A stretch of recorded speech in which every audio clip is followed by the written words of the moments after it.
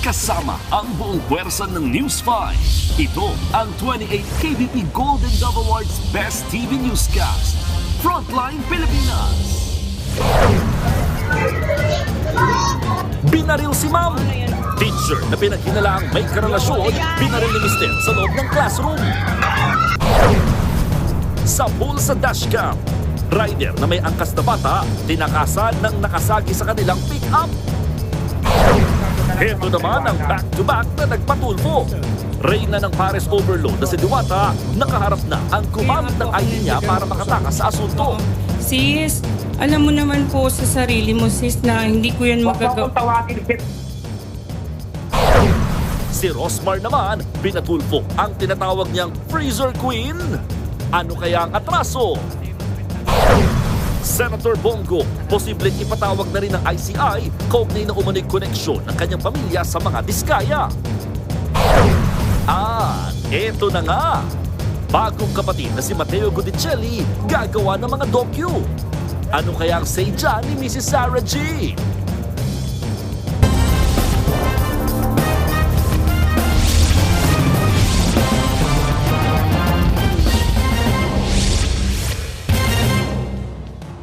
Nasa pool sa video ang pickup na sinasakyan umano ng isang diplomat.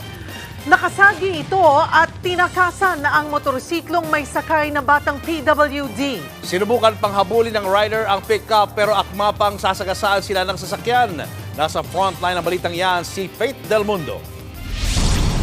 Sa pool sa dashcam, nasagi ng pickup ang motorsiklong mga backride na bata sa Pasay. Pero imbes na huminto, humarurot ang pick-up. Hinabol ng rider ang sasakyan. Nang maabutan, agad nitong hinarang sa harap ng pick-up ang motorsiklo. Pero akma pang sasagasaan ng pick-up ang motor. Sinubukang pababain ng rider ang driver ng pick-up. Pero nagdire-diretso lang palayo ang sasakyan. Kwento ng rider na si Ricky Lorica, ihahatid niya sa SPED school ang 9 years old na anak na may problema sa pandinig ng mangyari ang aksidente. Saglit lang. Ay, hindi siya bumaba eh. Dire-diretso talaga, wala talagang pag-alam. Pati ako nga gustong bangin. Giit ni Lorica na trauma ang kanyang anak sa nangyari. Inireklamo na nila sa Pasay Traffic ang aksidente. Pinaghahanap na ang driver ng puting pick-up na may special plate na ang numero ay 307. Ire-rekomenda rin daw ang pagbawi at pagsuspinde ng lisensya ng pick-up driver. I-verify po natin sa LTO, ma'am, if ever ang nakikita po namin possible po, diplomat. Nagbabalita mula sa Frontline, Faith Del Mundo, News 5. 7 ang sugatan sa karambola sa Baguio City. Nang araro ang minivan na minamaneho ng isang senior citizen na nawalan daw ng control sa manibela. Nasa frontline ang balitang yan, si Gary De Leon. Sa gitna ng traffic sa kahabaan ng Legarda Road sa Baguio City, pasado alas 7 kaninang umaga, biglang nang araro ng mga sasakyan ang isang minivan. Ayon sa ilang nakakita, mabilis ang takbo ng van bago ang insidente. Based on initial investigation, itong isang sasakyan is traversing along itong Legarda. And then allegedly is na-lost control siya. Kaya nabunggod niya yung isang concrete wall ng isang hotel. So patuloy pa rin siyang umusad hanggang nabunggo niya yung itong motorsiklo. Sa kabuuan, 4 na sasakyan at isang motorsiklo ang sangkot sa karambola. Ito ang sugatan, kabilang 83 anyos na driver ng minivan. Nagpapagaling na sila. Mahaharap naman ang senior citizen na driver sa reklamong multiple physical injuries at damage to property.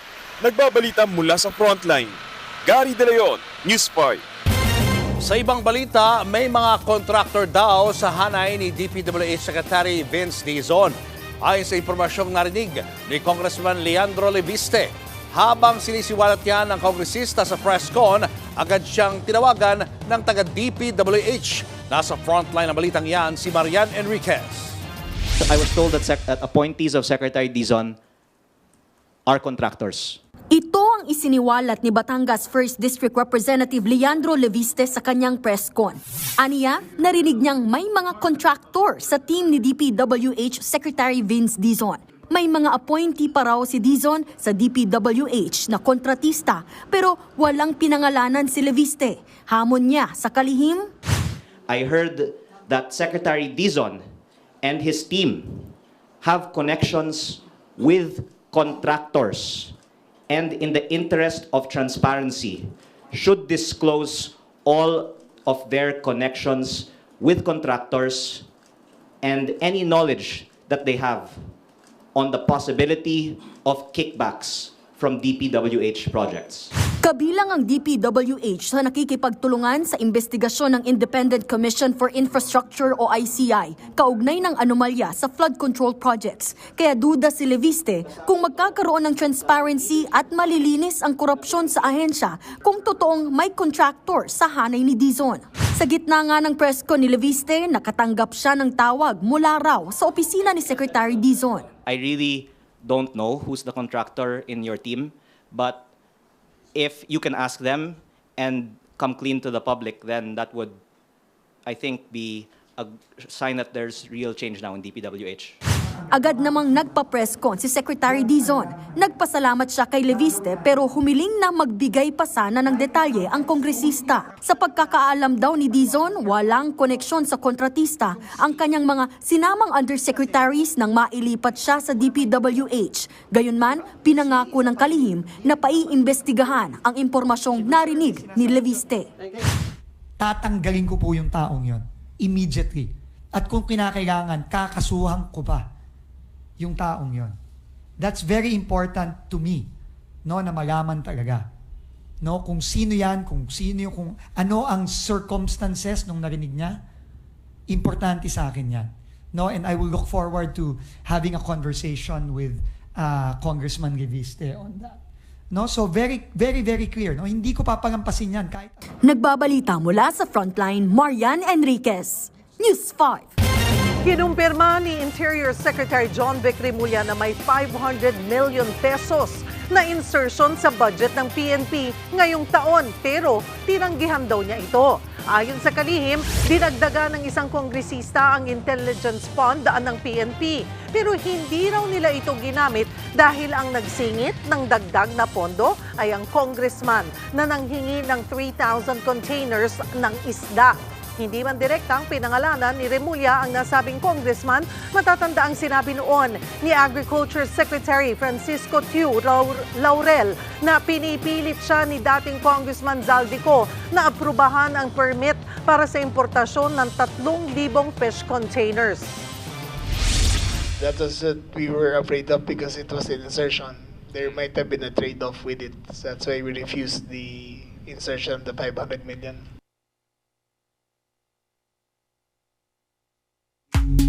Showbiz, eto na nga!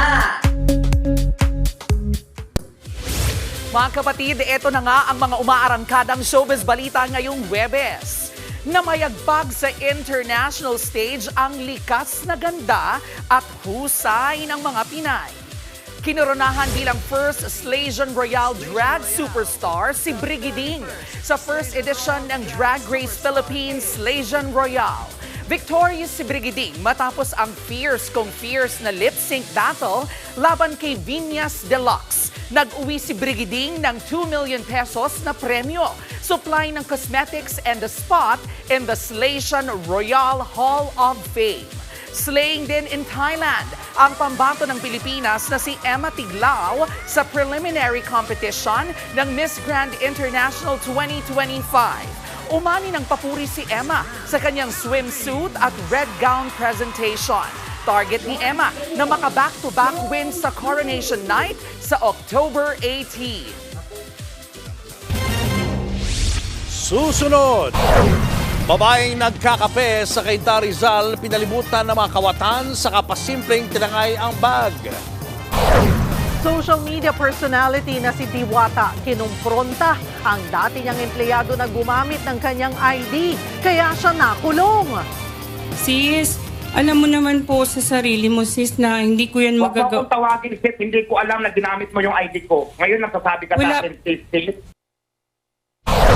At birthday surprise kay Bea Alonso, soft launch nangyari ba ng kanilang relasyon ni Vincent Ko?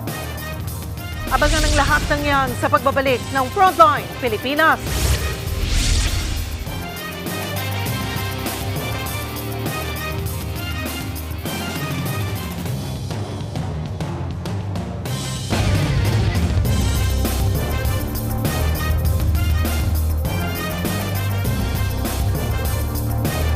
Mga kapatid, Julius Babaw po, nasa Middle East o saan mang dako ka ng mundo, manatiling may alam at may pakialam sa mga mainit na balita dito sa ating bansa.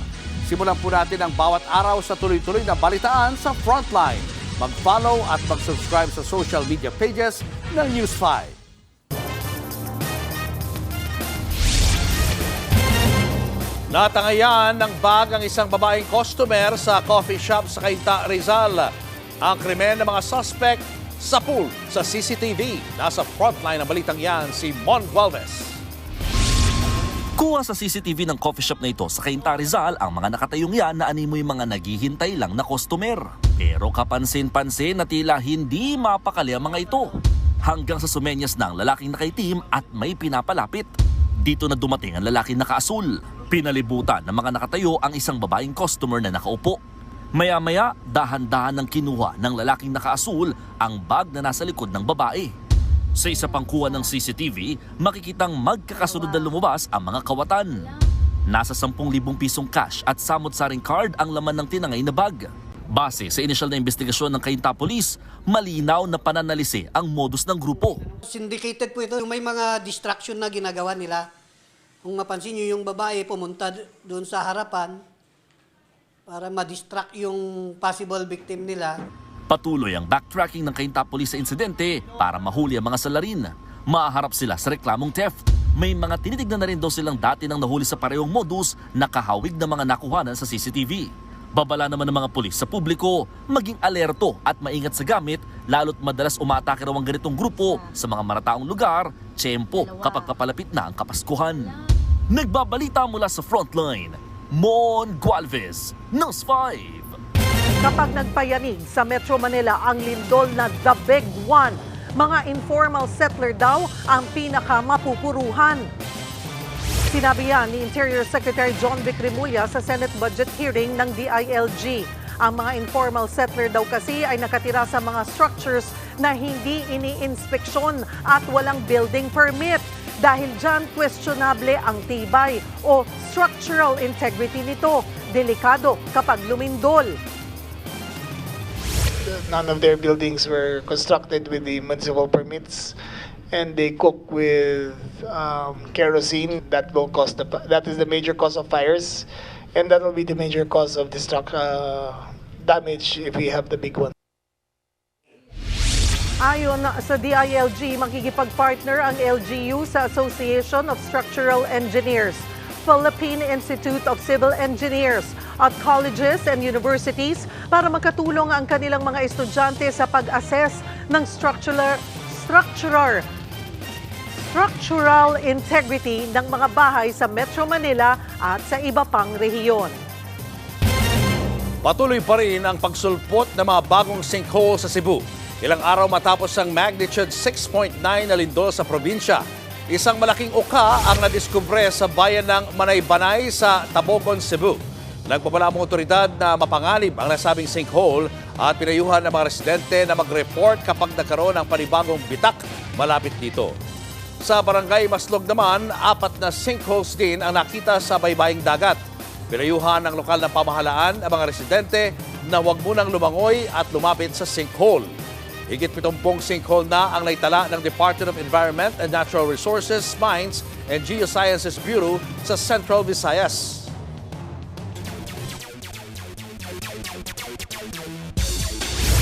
Pangungunahan ng mga Pinoy billiards player ang Team Asia sa ikalawang edisyon ng Reyes Cup.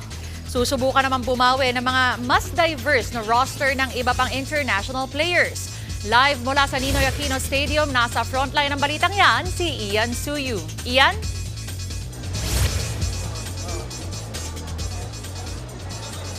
Denise, 10 pinakamahuhusay na Q artist sa buong mundo ang magtatapat-tapat nga sa 4-day tournament ng Reyes Cup 2025 dito sa Ninoy Aquino Stadium sa Maynila. At ngayon nga, ang unang gabi ng torneo. Matatandaan na ang tournament na ito ay hango kay Filipino billiards icon Efren Bata Reyes. Ito na ang ikalawang taon ng nasabing billiards tournament. Magtatapat sa series of matches ang Team Asia at Team Rest of the World. Pamumunuan ng veteranong si Francisco Django Bustamante ang koponan ng Asia. Makakasama ni Django si two-time World 9-ball champion Carlo Biado at World Cup of Pool champion Johan Chua. Muli ring nagbabalik ang inaugural Reyes Cup MVP na si Aloysius Yap from Singapore at Duong Quoc Quang mula naman sa Vietnam. Much anticipated rin ito para sa 19-year-old Pinoy sensation na si AJ Manas. Main goal raw ng mga Pinoy Q artists natin na pahangain ng mga Pinoy fans at patunayang powerhouse pa rin ng Asia pagdating sa billiards.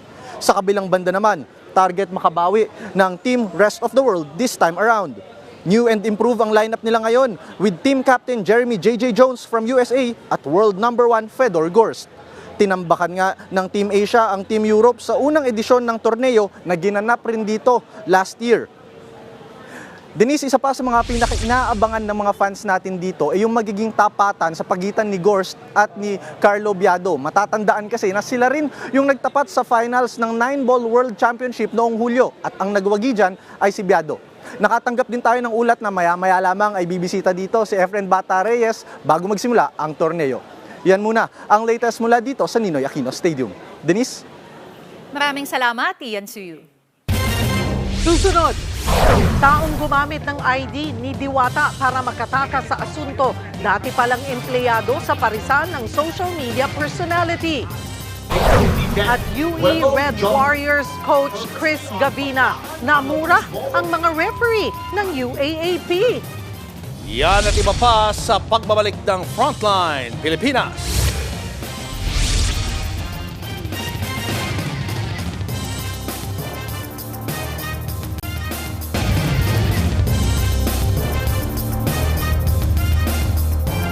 Mga kapatid, Julius Babaw po.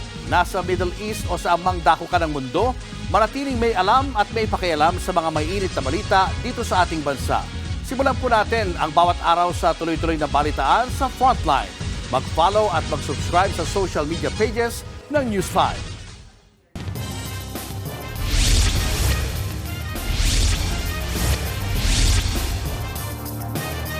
Tapos na noon pang 2024 pero ngayong araw lang binuksan ang Super Health Center sa Antipolo. Tingin ng DOH na tunugan na ang pagbisita nila kaya biglang binuksan ang center. Nasa frontline ng balitang yan si JC Cosico. Pila ang mga nagpapacheck up sa Super Health Center na ito sa Sitio Tanza 2, Barangay San Jose sa Antipolo City sa Rizal kaninang umaga. May mga gamit na rin sa pasilidad. Inabutan ni Health Secretary Ted Herbosa na abala ang center. Ayon sa ahensya, ngayong araw lang nag-operate ang Super Health Center na yan at nagmadali raw magbukas nang malamang pupunta sila. Yan ay kahit noong July 2024 pa nakumpleto ang pasilidad na ginastosan ng 11.4 million pesos. Ang report sa akin is this is not functional at nakapadlock. Kaya binisita ko. That's the reason. Parang nalaman yata nilang bibisita ko. Inamin na Antipolo City LGU na ngayong araw lang binuksan sa publiko ang Super Health Center. Pero hindi naman doon nila ito itinaon sa pagbisita ng kalihim. Katunayan, isang linggo na raw sila naglilipat ng mga gamit dito. Sadyang nagkaroon lang daw ng problema sa manpower at mga gamit, kaya ngayon lang nakapag-operate ang pasilidad. We find it unfair lang po na meron pong gano'n na inoperate po ito dahil dumating po sila. Hindi pa rin po talaga ito handa. At ayaw naman po natin siguro na parang hilaw na pagbibigay ng serbisyo. Kailangan din po natin ng mga furnitures, mga supplies, etc. na kailangan din po nating magpondo po or maglaan ng pondo para dito. Sa ngayon, maituturing na partially operational ang Super Health Center. Ayon sa DOH, kabilang ang binisitang center sa 297 na nakatenggang Super Health Centers na ire-report nila sa Independent Commission for Infrastructure para maimbestigahan. I think we can improve our work for primary care facilities. The moment i-turn over sa'yo, sana patakbuhin na. Nagbabalita mula sa Frontline, JC Cosico, News 5. Sa ibang balita, na-hold up ang isang taxi driver ng 3 nagpanggap na pasahero sa Quezon City. Sugatan ang biktima matapos masaksak. Nasa frontline na balitang yan si Hannibal Talete. Sugat sa batok, kamay at tagiliran ang inabot ng isang taxi driver matapos siyang hold upin ng 3 suspect sa barangay Balon Bato sa Quezon City.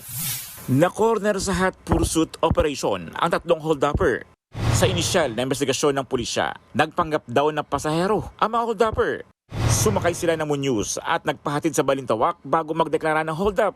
Pinilit siya na ibigay yung pera na kita niya sa kanya, tinutukan siya ng patalim nito sa leeg. Nung hindi binigay sa kanya, sinaksak na siya. 3,000 pisong kita ng taxi driver ang tinangay ng mga suspect. Nakapagsumbong naman sa pulis ang biktima kaya naikasa ang follow-up operation. Todo tanggi naman ng mga suspect sa manoy pang hold up. Hindi po namin ginawa yun po, sir. Sumakay kami ng jeep ng asawa ko. Bigla po pinara yung jeep ng pulis. Wala po akong kalam-alam dyan. Nung gabing yung bumili lang po ako ng kanin tapos napadala lang. Hindi na nabawi ang ninakaw na pera at ang kutsilyong ginamit sa pananaksak sa driver. Inaalam pa ng pulisya kung may kasabwat ang mga suspect o parte ng mas malaking grupo. Naharap sa reklamong robbery ang mga suspect.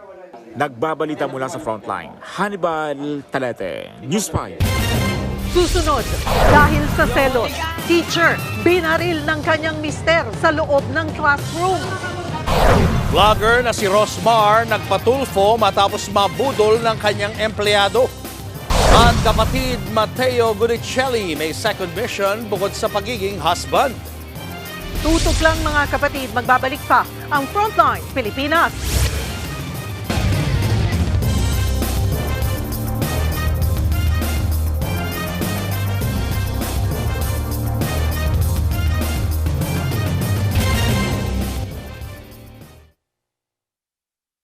Mga kapatid, Cheryl Cosim po. Nasa Estados Unidos, Canada o saan mang dako ka ng mundo, manatiling may alam at may pakialam sa mga mainit na balita dito sa ating bansa. Simulan natin ang bawat araw sa tuloy-tuloy na balitaan sa Frontline. Mag-follow at mag-subscribe sa social media pages ng News 5.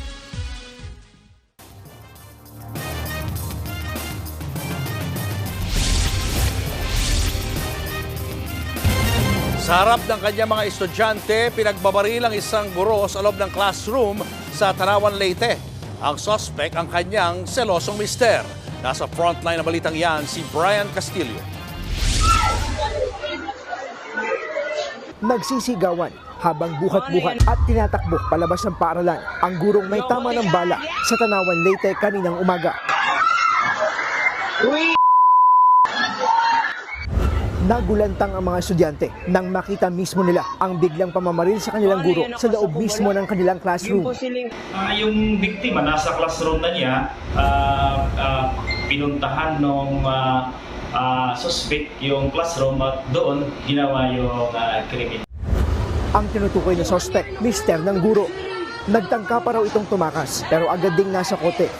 Nang maaresto, sinubukan pa raw ng suspect na saktan ng sarili pero napigilan siya ng mga pulis. May sugat siya na maliit lang naman po, pero dyan sa bandang ilig. Base sa investigasyon, selos ang ugat ng krimen.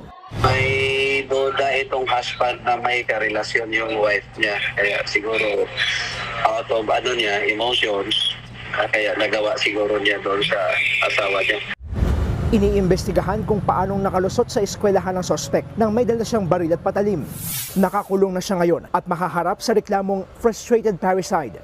Habang ang kanyang misis na may tama ng bala sa hita at balikat ay kasalukuyang nagpapagaling sa ospital. Nagbabalita mula sa Frontline, Brian Castillo, News 5. Kinumpronta ni social media star Diwata ang gumamit ng kanyang ID kaya naaresto siya kahit wala namang violation. Lumalabas na dati palang empleyado ng parisan ni Diwata ang inirereklamo.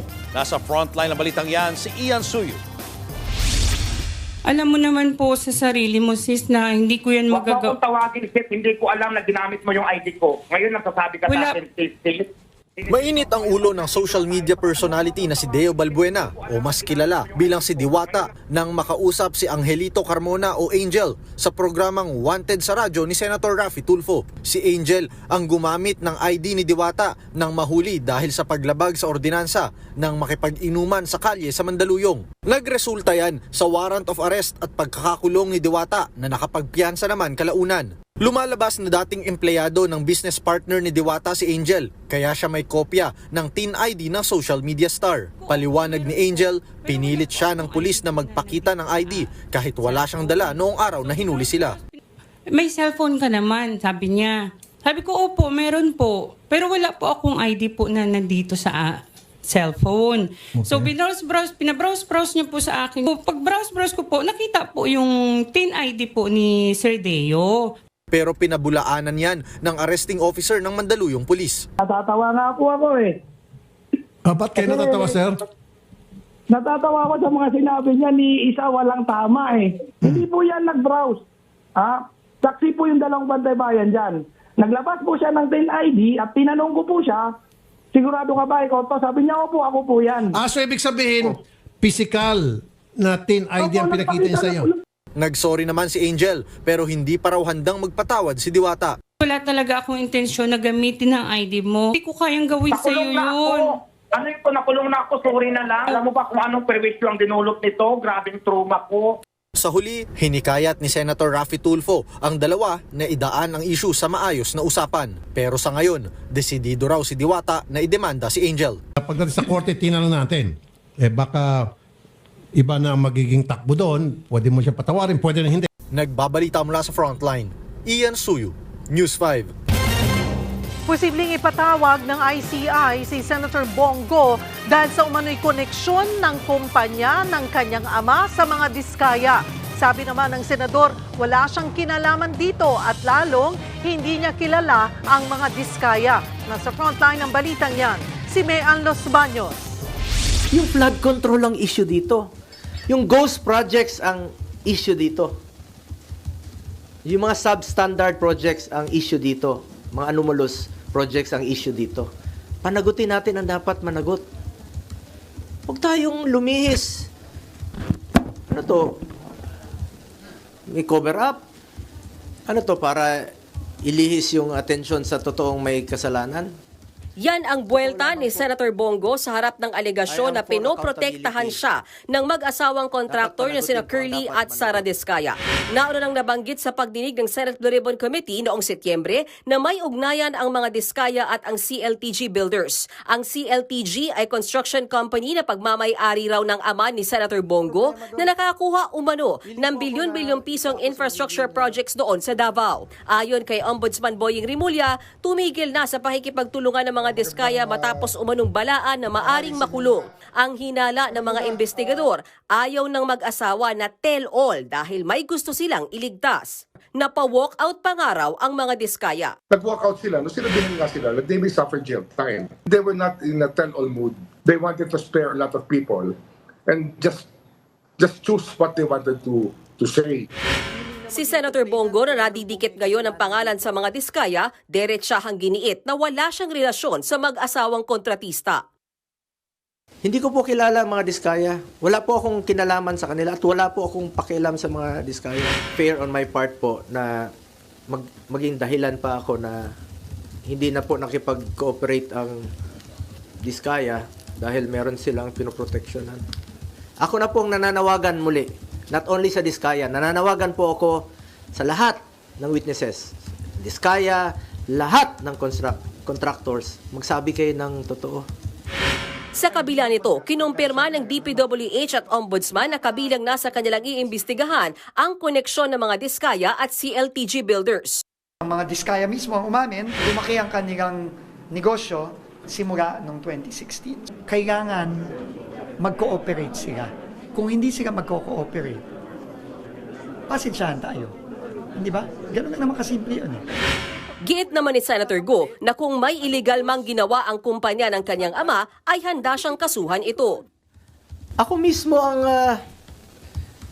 willing po akong magkaso. Kasuhan natin yung mga dapat kasuhan kahit kamag-anak ko. Mapili ko ba yung kamag-anak ko kung pwede lang pumili ng kamag-anak, papalitan ko yung kamag-anak ko. Dagdag panigo, pakiramdam niya may tumatarget lang sa kanilang malalapit kay dating Pangulong Rodrigo Duterte. Yan din ang hinala ni Vice President Sara Duterte. Wala raw kinalaman ng bise sa flood control projects dahil wala raw hinahawak ang ganitong proyekto ang kanyang opisina. Pero mukhang may gusto raw na maiugnay siya rito. Sa tingin ko, susubukan nila na paabutin sa akin dahil sa kaalyado ni dating Pangulong Rodrigo Duterte, si Senator Bongo. Doon siguro nila gagawan ng kwento yun. Yung part na ako, si PRD, nasa gitna, at si Senator Bongo, nasa kabilang side. Tugon ng palasyo, hindi na ito maiiwasan dahil mismong ama ni VP Sara na si dating Pangulong Duterte ang umaming korap siya. Kung wala naman daw kasalanan ang bise, wala raw siyang dapat katakutan at dapat handa siya sa anumang investigasyon. Nagbabalita mula sa Frontline, Mean Los Baños, News 5. Hindi raw nagtatrabaho si Pangulong Bongbong Marcos kaya walang direksyon ang gobyerno. Ayon yan kay Vice President Sara Duterte. Dagdag pa ng bise, siya lang daw ang kumikilos nung parte pa siya ng gabinete ni PBBM. May buwelta naman dyan ang palasyo. Nasa frontline na balitang yan si Camille Samonte. Bumanat si Vice President Sara Duterte sa pagtatrabaho ni Pangulong Bongbong Marcos. Diyos ko, akala mo ba yung presidente natin nagtatrabaho? Hindi nagtatanong yan at all. I swear to the flag. Kaya napansin niyo ba, walang direksyon yung governance at walang direksyon yung iba't ibang departamento. Bakit? He doesn't command, he doesn't ask. Akala niyo ba yung ginawa ko sa DepEd, galing yun kay Bibi? Hindi, akin yun. Lahat. Buwelta naman dyan ni Palace Press Officer Yuse Claire Castro. Hindi raw talaga malalaman ang direktiba ng Pangulo kung hindi siya marunong makinig at nagsasarili ng diskarte para sa sariling interes. Totoo naman daw ang sinabi ni VP Sara na ang mga ginawa nito sa DepEd ay hindi utos ng Pangulo, gaya ng Go Students na ang katiwalian ay nagkakahalaga ng 100 million pesos. Hindi rin daw utos ng Pangulo ang ginawa noon ni VP Sara sa DepEd na mag-deliver ng bulok at may amag na pagkain sa feeding program ng mga estudyante na nagkakahalaga ng 5.69 billion pesos. Sa press con pa kanina ni VP Sara, ikinwento niya ang pagharap niya sa professional crisis noong bahagi pa siya ng gabinete ni PBBM. Dahilan kaya siya nagbitiw bilang kalihim ng DepEd. I don't deserve the attacks that were thrown at me by the administration. Kasi ako na nga lang siguro yung kaisa-isa dong nagde-deliver para sa cabinet ni BBM. Tapos ganun pa yung gagawin nila sa akin. O di, nung nawala ako, edi wala na. Wala na siyang accomplishment at all. Sagot ni Castro, puro haka-haka lang yan ng bise. Marami raw maloloko sa mali niyang kwento. Sa usapin naman ng umano'y destabilization plot laban kay Pangulong Marcos, giniit ni VP Sara na walang ganyan. Kwentong Malacanang lang daw yan. Nagpahayag lang daw ng galit ang taong bayan sa isyu ng korupsyon, pero hindi nangangahulugang gusto nilang patalsikin ang Pangulo. Duda ko, natatakot sila sa posibleng mangyari sa kanila. At alam naman natin na matagal na talaga silang insecure. Siguro takot, kaya nila nasasabi may destabilisasyon. Insecure, pangalawa takot, pangatlo paranoia. Kasi ang tao na may bisyo, nagiging paranoid. Dahil World Pandesal Day, tinanong si VP Sara kung anong klaseng tinapay sina Pangulong Marcos, Congressman Martin Romualdez at Zaldico. Sagot dyan ng bise? Definitely, hindi sila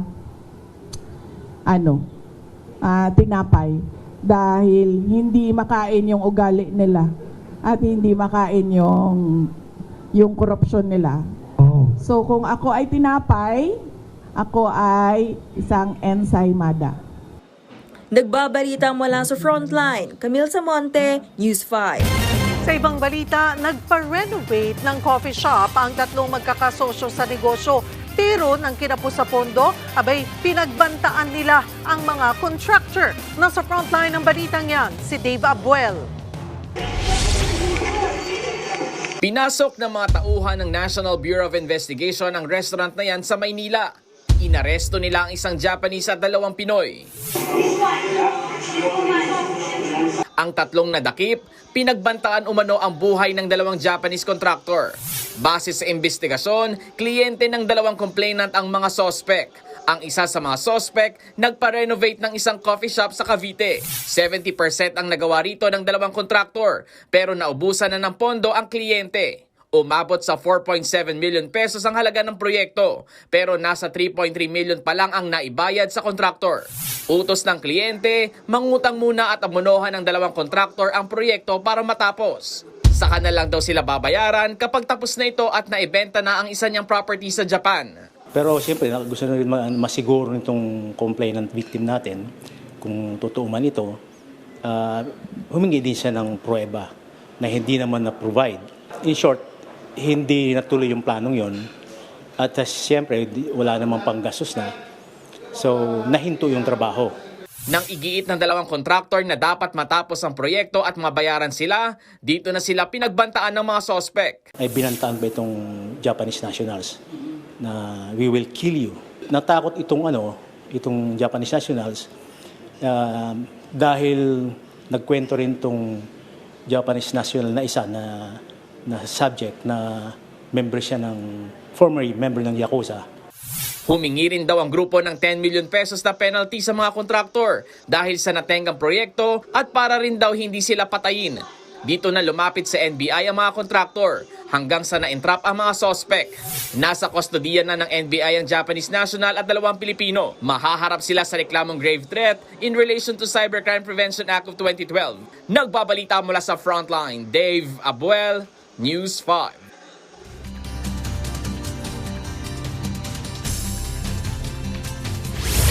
Weather update tayo mga kapatid. Nakapasok na sa loob ng ating Philippine Area of Responsibility. Ito pong binabantayan nating low pressure area na posibleng maging bagyong Rabil.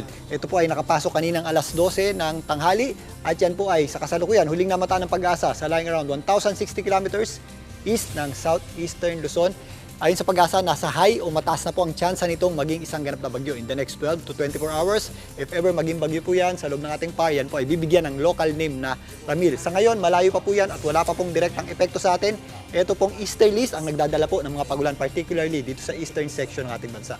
Dahil po sa ating easterlies, asahan po natin ang mas maulap na panahon, although nagpapakita naman po yung ating araw, possible po yung ating mga thunderstorms at mga pagulan dito po sa mga areas ng Cagayan, Isabela, kasama po dyan ang Aurora, maging dito sa Quirino, Nueva Ecija, Bulacan, kasama na rin po dyan ang ilang bahagi ng Calabarzon, maging dito sa areas ng Mimaropa, particularly ang Marinduque, Romblon, at Mindoro, kasama na po dyan ang eastern section ng Visayas. Mga isolated o mga pulo-pulong pagulan at thunderstorms naman ang ating aasahan sa natitirang bahagi ng ating bansa tuwing sumasapit ang hapon at gabi. Dito sa Metro Manila, nagpapakita rin po yung ating araw pero mas maula po ang ating panahon kaysa nakasanayan at posible rin po yung ating mga pagulan at thunderstorms tuwing hapon at gabi. Kaya sa mga lalabas ng bahay, ugaliin pa rin po natin ang pagdadala ng payong o anumang pananggalang sa ulan.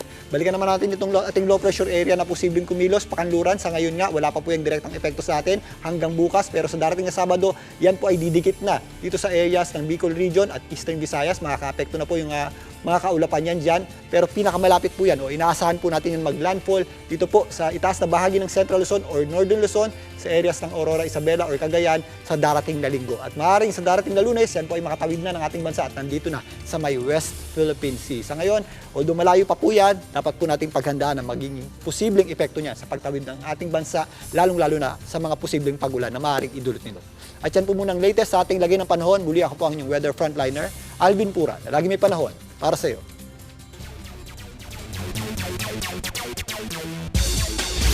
Pinalagaan ni UE Red Warriors coach Chris Gavina ang pagkaka-eject ng player niyang si Welo Lingo-Lingo. Namura, again. They told me that Wello jumped purposely on Baklaan on a loose ball. Get the out of here. There's no way. They're supposed to be the best of the best. Out of here. Hell no. Namura ni Coach Gavina ang mga referee sa interview pagkatapos silang matalo ng DLSU Green Archers. Pinatawa ng unsportsmanlike foul si Lingo-Lingo kasunod ng pakikipag-agawan ng bola kay Kian Baklaan ng DLSU. Nagresulta yan sa injury ni Baklaan. Out for the season si Baklaan ngayon dahil sa MCL tear. Wala pang sagot ang UAAP kaugnay sa pagmumura ni Gavina sa mga referee. Si Baklaan naman nakiusap na wag nang i-bash si Lingo-Lingo. Parte lang daw talaga ng kanilang karera ang injuries. Yan muna ang latest sa frontline ng sports. Ako po si Denise Tan. Showbiz, eto na nga! Mga kapatid, eto na nga. Hindi na nga lang aktor at negosyante si Matteo Guidicelli. Dahil starting next year, ang ating bagong kapatid, abay gagawa na rin po ng docu. Nasa frontline na balitang yan, si MJ Marfort. Hitik sa partnerships at growth ang mga kapatid natin. Kahapon, not one, but 2 landmark partnerships ang naganap. Get you a kapatid who can do it all. From unboxing hanggang sa pagsusundalo, asahan na raw ang kwela at makabuluhang mga dokumentaryo mula sa bago nating kapatid na si Matteo Guidicelli. Pumirma siya ng kontrata sa MQuest Ventures, Signal at One News. Present sa signing sina MediaQuest Holdings at TV5 Chairman Manny V. Pangilinan, President and CEO Jane Basas, First Vice President for Special Projects Shena Ulaso, Viva Bosses Vic, Vincent at Val del Rosario with News 5 Head Patrick Paez. Full support naman ng superstar wifey ni Matteo na si Sara Geronimo. She's excited. She's very excited for what we're gonna have to do, and looking forward for it. Pero kahit gaano pa raw siya maging busy, ang priority ni Matteo ay... Greatest mission is being a husband. Second greatest mission is trying to be a father. Yun na next? Yun na ba yung next interview? Sana. Yun na ba yung next? Sana. Sabi, abangan si Matteo sa kapatid platforms starting next year. Pinirmahan na rin ang bagong partnership ng TV5 at Vibe kasama ang Philippine Association of the Record Industry o PARI sa pamumuno ng business tycoon na si Manny V. Pangilinan. Goal ng partnership na ito na lalo pang mapalakas ang suporta sa OPM at magbigay ng bagong avenue para sa mga Filipino artists, baguhan man o icon. Sa TV5 na rin ipapalabas ang prestihiyosong Awit Awards. Abangan ang simula ng partnership ngayong November. Nagbabalita mula sa Frontline, MJ Marfori, News 5. Susunod, vlogger na si Rosmar nagpatulfo matapos ma-scam ng mahigit 1 milyong piso. At birthday surprise kay Bea Alonzo, soft launch na nga rin ba ng relasyon nila ni Vincent Co? Tutok lang mga kapatid, magbabalik pa rin ang Frontline Pilipinas.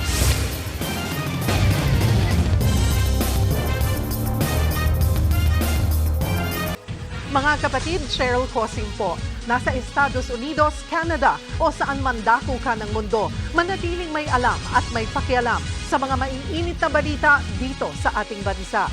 Simulan natin ang bawat araw sa tuloy-tuloy na balitaan sa Frontline. Mag-follow at mag-subscribe sa social media pages ng News 5.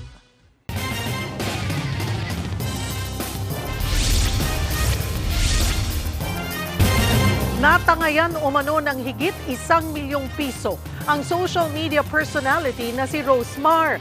Ang itinuturo niyang nasa likod ng pambubudol ang dating empleyadong binansagan niyang Freezer Queen. Nasa frontline ng balitang yan, Simon Gualvez. Sa CCTV footage na ipinost ng social media personality at negosyanteng si Rosmar Tan Pamulaklakin, kita ang babaeng binansagan niyang Freezer Queen. Bukod sa freezer, tinangay raw ng babae ang iba pang paninda sa negosyo niyang second-hand items sa Tagaytay. Kasabwat pa ng babae ang mister na tricycle driver. Kanina, dumulog sa programang Wanted sa radyo ni Senator Raffy Tulfo si Rosmar kasama ang asawa niyang si Jerome. Dito niya pinangalanan ng Freezer Queen na si Ethel Tumagay. Nagtrabaho raw si Tumagay bilang katiwala nila. Nakuha raw nito ang loob nila dahil sa pinakita nitong kasipagan pero binubudol na pala sila ni Tumagay. Meron ka palang rason kaya parang gusto mong asikasuhin yung mga kulang, yung mga kailangan bilhin. So sabi ko nga nung birthday mo, di ba sinurprise pa kita ng cake? Bukod sa pagtangay ng mga paninda, binulsa rin daw ni Tumagay ang higit 1 milyong pisong kita mula sa kanilang mga negosyo. Napunta raw ito sa e-wallet ni Tumagay. Tinatakot niya po yung mga staff ko po doon sa nagbebenta ng segunda mano, yung mga cashier doon. Manager daw po siya kahit hindi naman po totoo. Sa kanya po dapat ire-report, wag daw po sa akin. Napag-alaman din na dati nang nanloko si Tumagay sa mga dati niyang employer. Kung totoo yung mga balita na parating kila Ma'am Rosemary at Sir Jerome, legit na scammer to. Ibig sabihin, expert na ito, professional na. Sinubukan din ng programa na kunin ang panig ni Tumagay pero hindi raw ito sumagot sa kanilang tawag. Pinuntahan din ito ng mga opisyal ng barangay pero hindi nadatnan sa bahay. Desidido raw si Rosmar na magsampa ng reklamo laban sa dati nilang empleyado. Nagbabalita mula sa Frontline, Mon Gualvez, News 5. Mga kapatid, mahilig ba kayo sa alahas? Alam nyo bang triple ang tinaas ngayon ng presyo ng ginto? Nasa Frontline ang balitang yan si Mon Gualvez. Mula sa kwintas, singsing hanggang sa bracelet, kumikinang na ginto ang suot ng 59 years old na si Jimmy Soriano.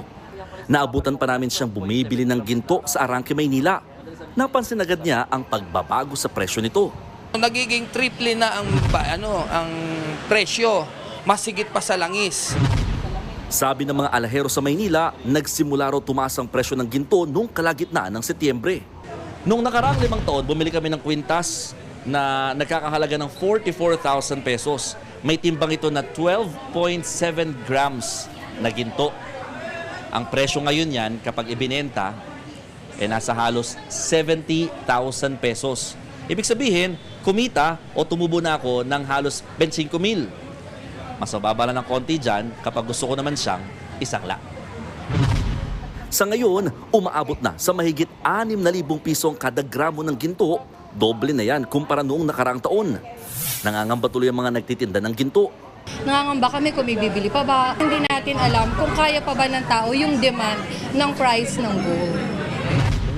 Ayon sa ekonomistang si John Paulo Rivera, pinakamalaking factor ng pagtaas ng presyo ng ginto ay ang mga nangyayaring gulo sa Middle East at ang pagbaba ng interest rate sa Amerika. Kapag ang interest rate ay bumababa, lumilipat ka sa isang investment na stable. At isa dito ay ginto.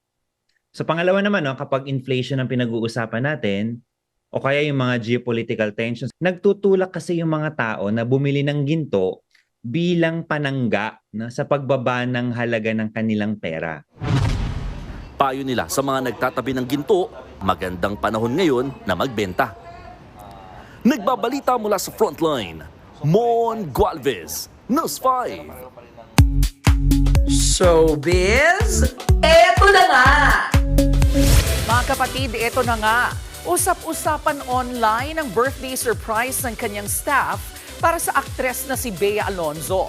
Tila soft launch daw yan ang relasyon ng aktres sa negosyanteng si Vincent Co. Makikita po sa video na may kasama si Bea nang dumating sa kaniyang bahay. Sa caption ng post ng isa sa house angels ni Bea, pinasalamatan niya ang isang Sir V. Happy naman ang fans para kay Bea. At yan nga po ang ating mga showbiz update ngayong Webes. See you tomorrow mga kapatid. Ako po si Jervy Wrightson. Uy, ang bilis ng panahon mga kapatid. 70 days na lang, Pasko na!